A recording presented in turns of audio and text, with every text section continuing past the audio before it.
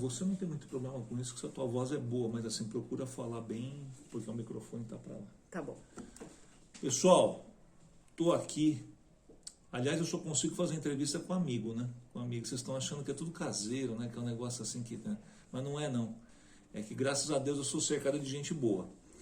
Eu tô aqui com minha querida amiga, Stella, amiga de docência, e também, vamos ver que ela tem outras experiências, outras atividades que ela desempenhou ao longo da vida dela. Mas eu vou começar fazendo aquela pergunta clássica que a gente já conhece, mas a Stella não conhece. Stella, quando você era criança, qual que era a sua brincadeira preferida? Polícia e ladrão. Eu era sempre a polícia e Você corria gostava de atrás ser ladrão. polícia? Eu brincava de panteras, eu era uma perseguidora. Panteras, Eu era perseguidora dos ladrões. Brincava na rua, né? Na minha geração ainda era possível brincar na rua. E perto da minha casa havia várias casas em construção, a gente brincava na obra. E eu era a perseguidora dos bandidos dentro das casas em construção. Perseguia a molecada toda. E como é que surgiu para você essa coisa do direito? Você sempre quis assim? Você tinha aquela coisa, ficava com martelinho de juiz. Ah, eu quero ser juiz, eu quero ser polícia, não sei mais o que, ou não? Não, ou veio na depois? verdade não. Na verdade não. Eu sempre quis ser jornalista. E sempre gostei muito de ler, de escrever. É uma história que eu conto para os meus alunos. E eu sempre quis ser jornalista. E quando eu estava prestes a prestar o vestibular, no terceiro colegial, na época não era médio, né? Na nossa época era colegial.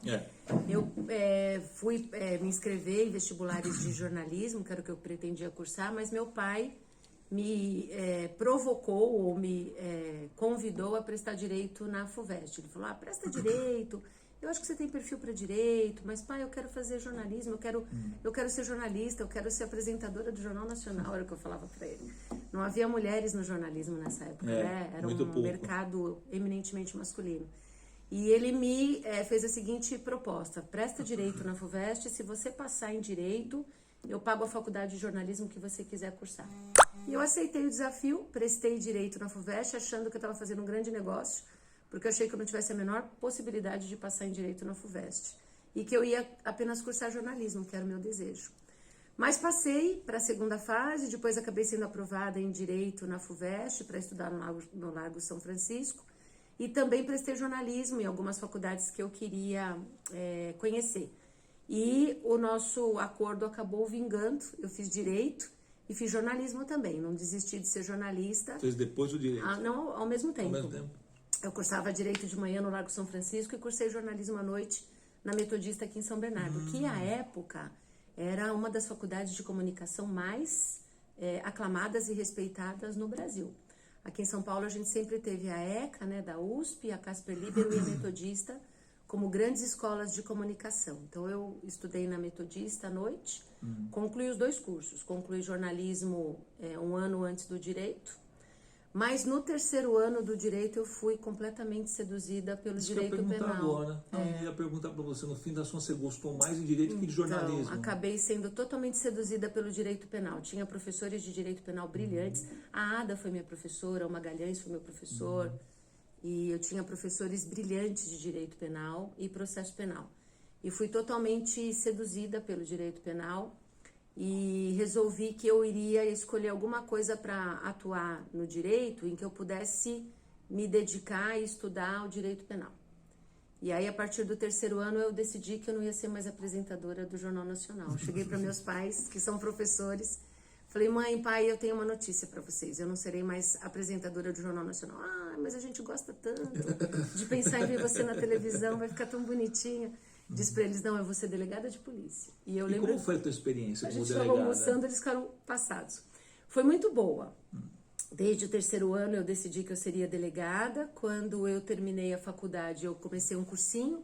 Na época, cursinho preparatório para carreiras policiais nem existiam.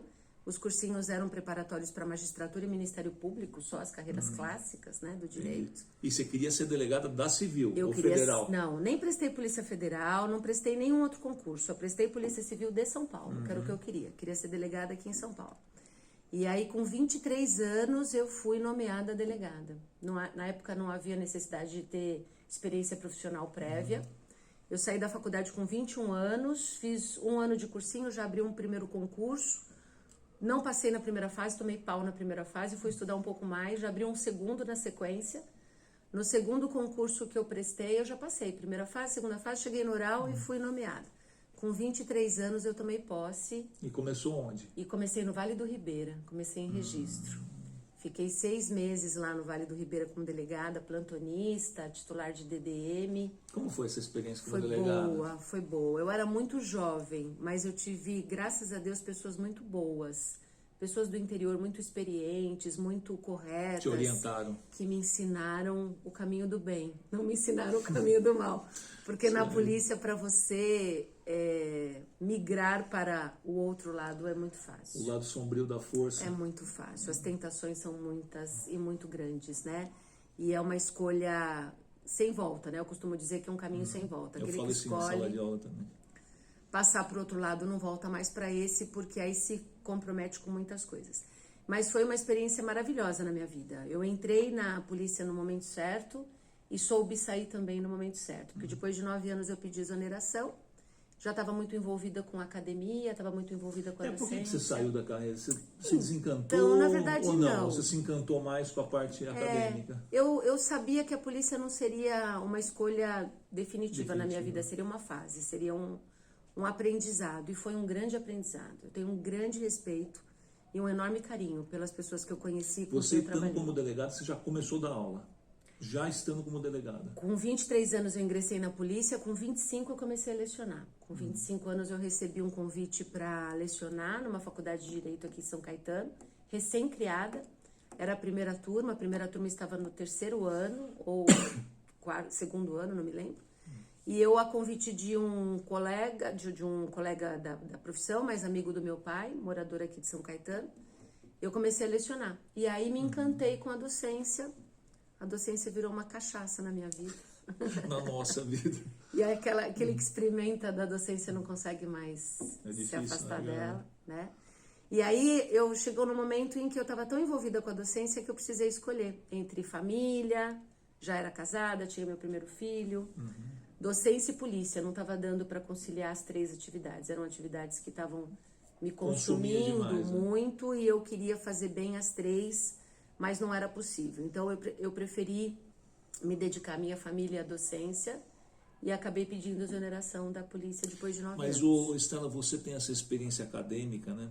A gente tem uma experiência bem parecida, Estela, a gente somos professores universitários, né? Eu sou advogado, e a Estela pegou bem essa área acadêmica, foi coordenadora aqui do curso, aqui do Direito.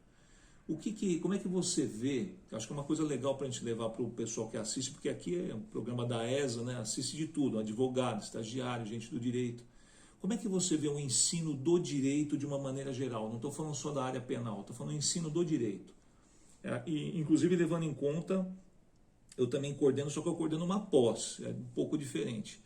Você coordenou a graduação, você teve uma experiência, vamos dizer assim, de formação mesmo. Como é que você vê o ensino do direito?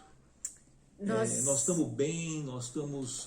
não estou falando também especificamente de uma universidade ou outra, estou falando de uma maneira geral, a nossa formação do aluno, do profissional. Nós vivemos nas últimas... Eu estou há 3 décadas já envolvida com a docência do direito, né? Exclusivamente direito. O único curso em que eu ministro aula nessas últimas 3 décadas, eu comecei em 95, é o curso de Direito. E a gente percebe que houve uma grande explosão do número de faculdades e cursos de Direito nos anos 90. Nos anos 2000 nós tivemos uma estabilização dessa explosão, dessa onda enorme em 1990. 2000 foi uma estabilização e a partir de 2010 a gente teve uma nova fase com grandes grupos comprando pequenas faculdades que tinham muita qualidade, e com esses grandes grupos chegando, essas pequenas faculdades foram verdadeiramente engolidas e a qualidade dos cursos foi muito comprometida, na minha opinião. Só um minutinho, deixa eu fazer um negócio aqui. Voltou. Vamos lá. Pode continuar. Com a chegada desses grandes grupos que começaram a comprar as pequenas faculdades, a qualidade, na minha opinião, foi muito comprometida, porque o interesse é um interesse puramente comercial e não é um interesse na formação do aluno. O que me preocupa muito hoje em dia é a chegada dos cursos de Direito em EAD. porque eu acho que a nossa área, a nossa profissão, ela não pode, a formação do nosso aluno não pode se dar dessa maneira. Isso me preocupa bastante. E eu sei que existe uma pressão muito grande para que esses cursos sejam implementados. Muitos deles já estão prontos, apenas aguardando uma autorização para começar a ser oferecidos.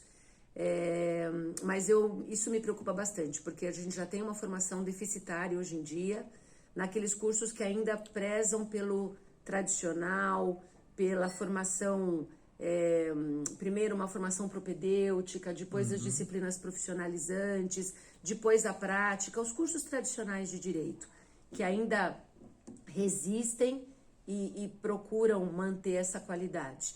Mas nesses novos currículos que nós temos visto, isso se perdeu, e isso, na minha opinião, é muito preocupante, porque vai comprometer muito a qualidade dos nossos profissionais. Mas você não acha que já vinha, eu pelo menos sinto isso, já vinha tendo, vamos dizer, no curso tradicional mesmo, já vinha tendo uma perda, vamos dizer assim, de profundidade, Sim, digamos? também.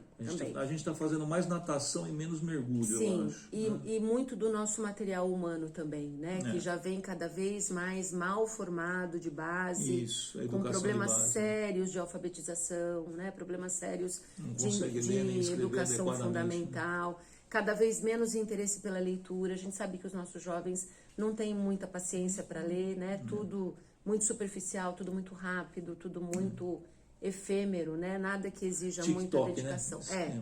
Se durar mais de um minuto, nem áudio de mais de um minuto se ouve, né? E buscam cada vez mais a informação de um modo muito ágil. É uma característica dessa geração, né?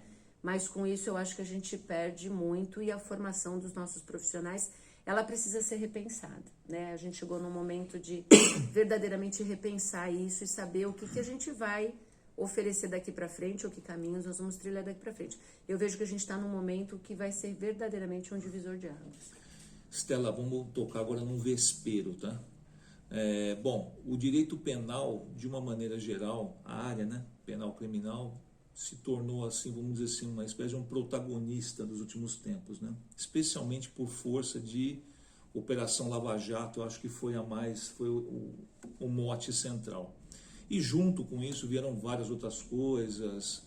Um candidato agora a presidente ficou preso durante muito tempo por conta dessa questão, ou algum tempo ficou preso por conta da questão da Lava Jato.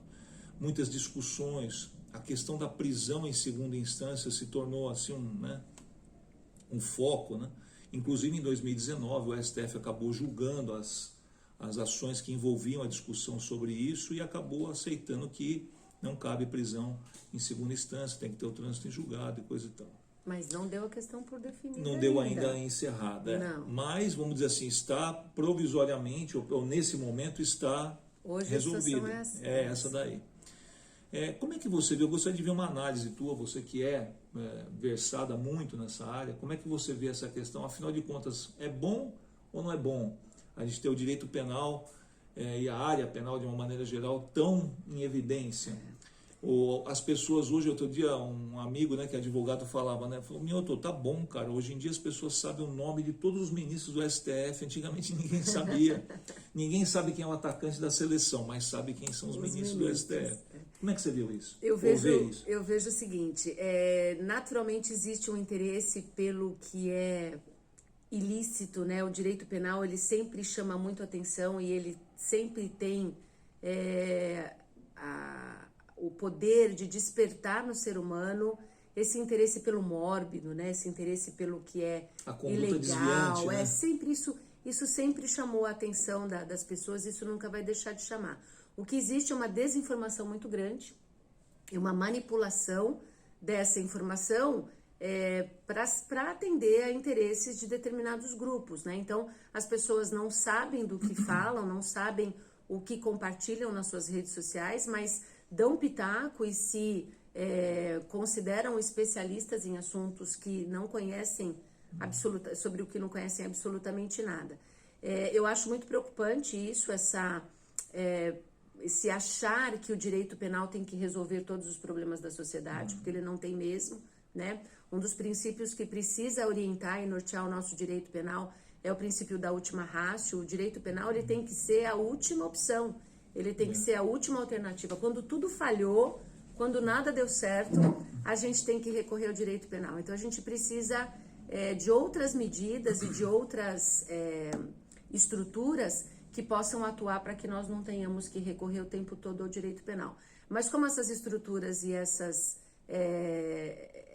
medidas ou políticas não existem, a gente acaba sempre se socorrendo do direito penal, o que é péssimo, né? Porque hoje o Brasil já é o terceiro país em população carcerária no mundo. E a gente caminha a passos largos para chegar à segunda posição, eventualmente até a primeira posição em população carcerária mundial. E estamos muito longe de resolver os nossos problemas de criminalidade, né? Porque nós prendemos muito, que nós temos criminalidade diminuindo. Pelo contrário, a gente prende muito e tem criminalidade crescendo. Mas isso é no contexto específico da Lava Jato. Que análise que você faz? Que se fala muito dos abusos que teve na Lava Jato, dos excessos. Você enxergou também isso? Eu acho que houve uma manipulação política da Lava Jato. Desde o início isso ficou muito claro, até porque aquela questão da Vaza Jato, né? O grupo do Telegram. O que estava em jogo ali era muito delicado e tinha condições de gerar efeitos assim muito, muito drásticos. Então houve sim uma grande manipulação política. Não vejo que os abusos que eventualmente tenham sido praticados eram suficientemente graves para se invalidar tudo como se foi invalidado. Foi descartado. E foi realmente para ceder a determinados interesses que naquele momento eram os interesses que estavam em voga, né? E o vento estava soprando a favor disso. Então, houve sim, na minha opinião, uma manipulação política para atender a interesses que a gente sabe que são aqueles que são postos hoje no momento eleitoral que a gente está vivendo, né? E realmente houve abusos, né? Houve, mas não... Também houve muita prova também, muita prova boa, né? Sim, um uso tendencioso disso, né, para atender a esses interesses. Com relação à questão da prisão em segunda instância, eu acho que o STF já demorou demais para dar uma decisão, uma definição a essa situação, né? Isso não pode ficar indefinido. Eu penso que a prisão, uma vez confirmada a condenação, ela realmente deva existir, principalmente para penas graves e para crimes graves. Agora, a gente tem que ter muito claro, e não podemos nos esquecer, que o encarceramento por si só não resolve os nossos problemas, né? Que o nosso sistema prisional é um sistema prisional muito ruim, né?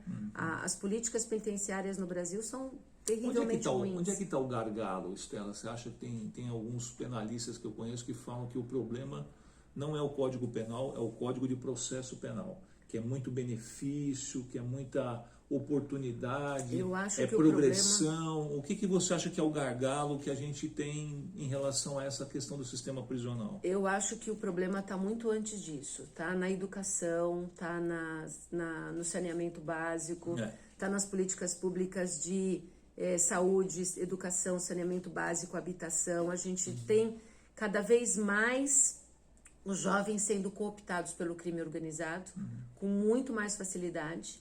E o crime organizado oferece para esse jovem muito mais perspectiva do que a sociedade civil oferece, né? Oferece poder. Ele cresce e ele ascende muito rapidamente, sem precisar ter muito trabalho, né?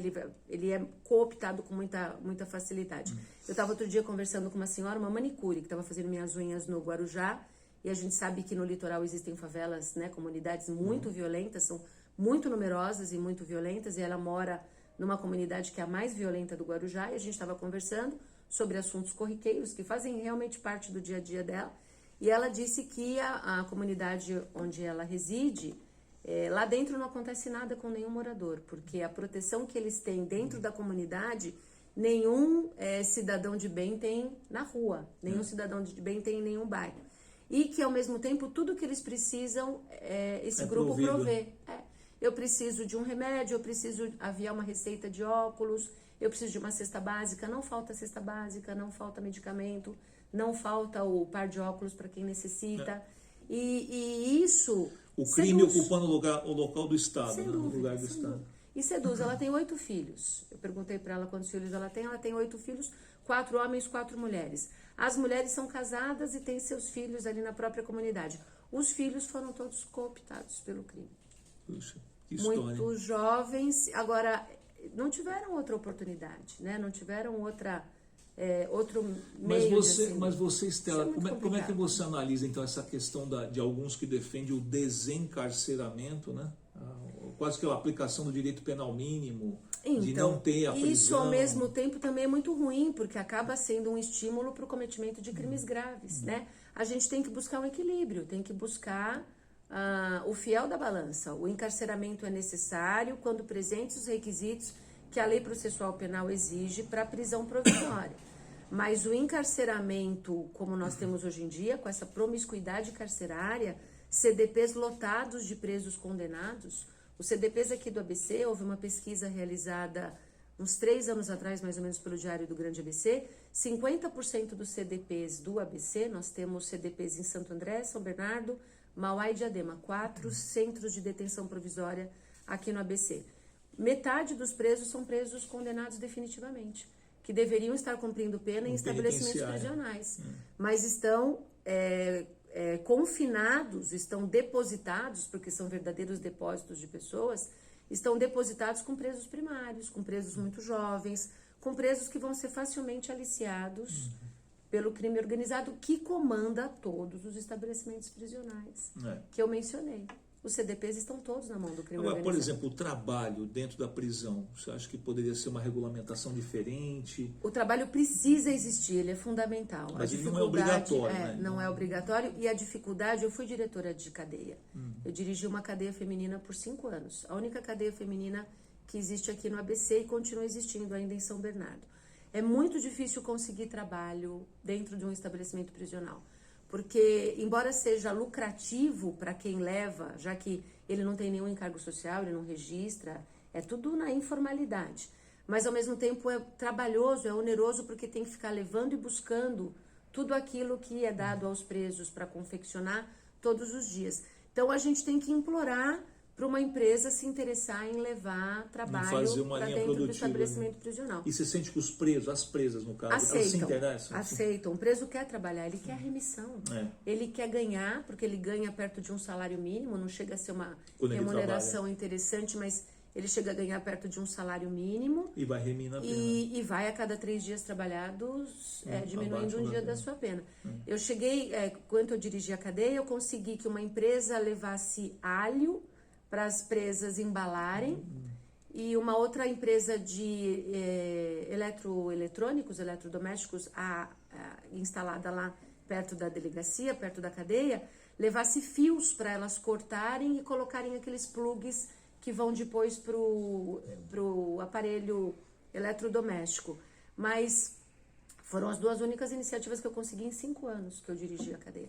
É muito difícil, não existe investimento, não existe incentivo, não existe estímulo ao trabalho dentro dos estabelecimentos prisionais. Estela, vamos falar um pouquinho, apesar de não ter sido a tua atividade, mas certamente você conhece, da advocacia criminal. Como é que você vê a questão da advocacia criminal? Porque às vezes as pessoas também, eu percebo isso, se empolgam um pouco, né? Acham que vão ganhar milhões, não é? Muito difícil. Puxa, olha lá, o cara foi lá não sei aonde, defendeu.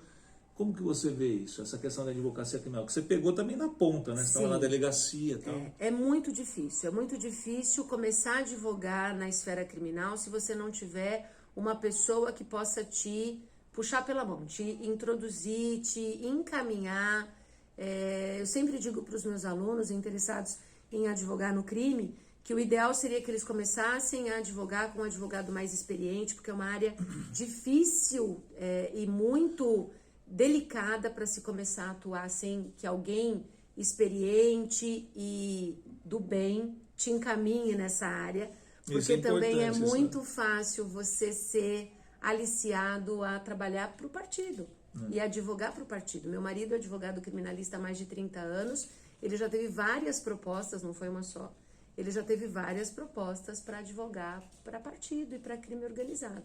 E é um caminho sem volta, que eu costumo dizer que é aquela escolha que a gente não consegue mais voltar. Mas advogar no crime é extremamente prazeroso e gratificante.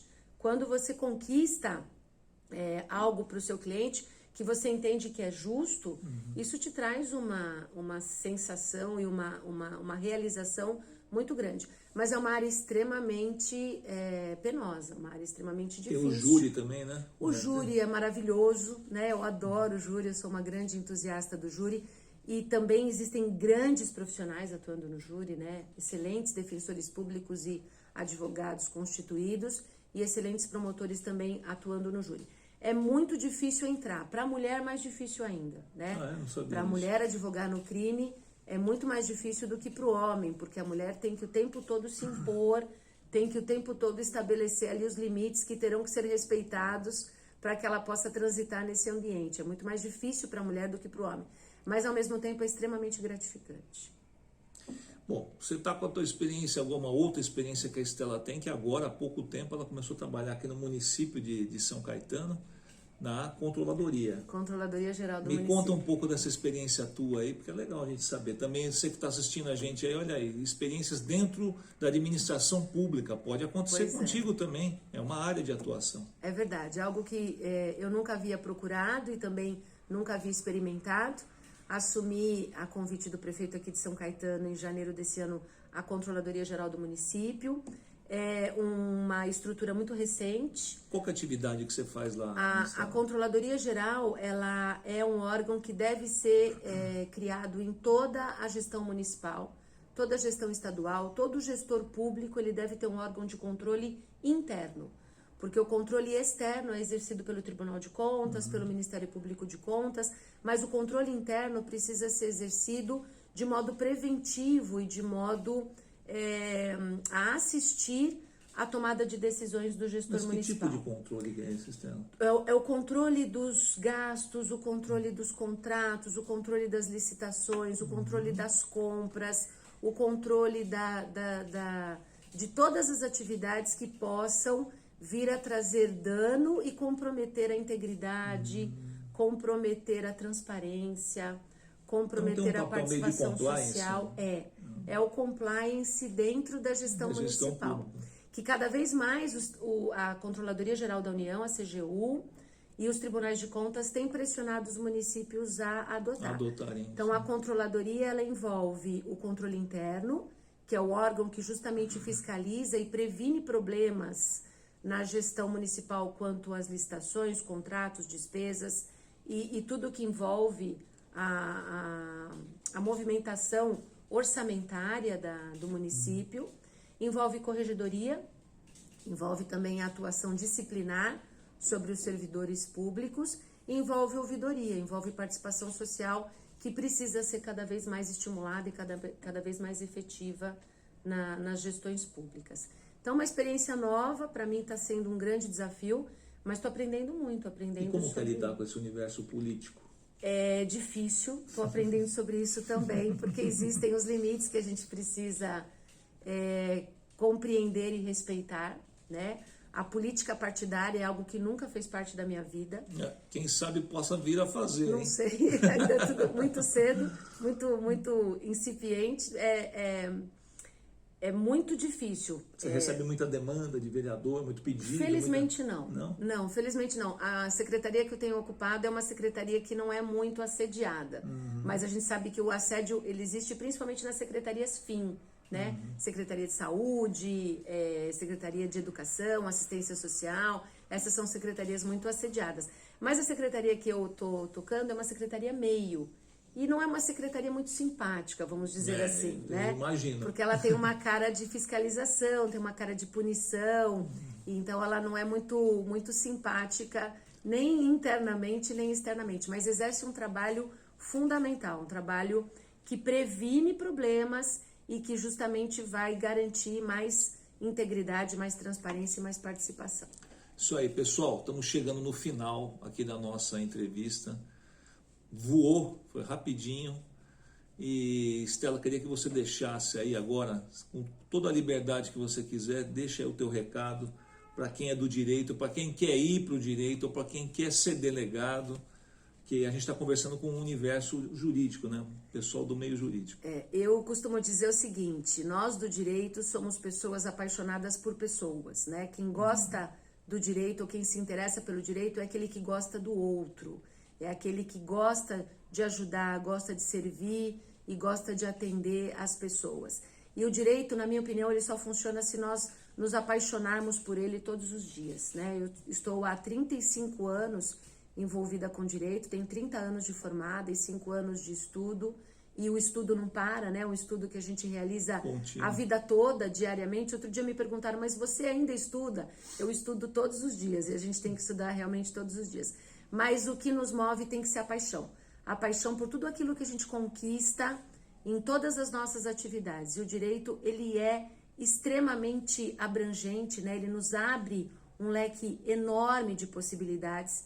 Então, eu só acredito que ele funcione se nós nos apaixonarmos por ele todos os dias. E eu tenho a felicidade de conseguir continuar me apaixonando pelo direito e exercer todas as minhas atividades com essa paixão há 35 anos. Então, isso é aquilo que eu acredito, que nós temos a felicidade de atuar numa área que nos permite oferecer muito, fazer muito bem ao outro, prestar uma atividade que é extremamente relevante. Quando se fala que o direito é um curso que deve acabar ou que está em declínio, eu entendo que ele é cada vez mais relevante à sociedade, que nós prestamos um serviço que é cada vez mais essencial à vida em sociedade, mas que ele só funciona se nós nos apaixonarmos por tudo aquilo que nós fazemos o tempo todo.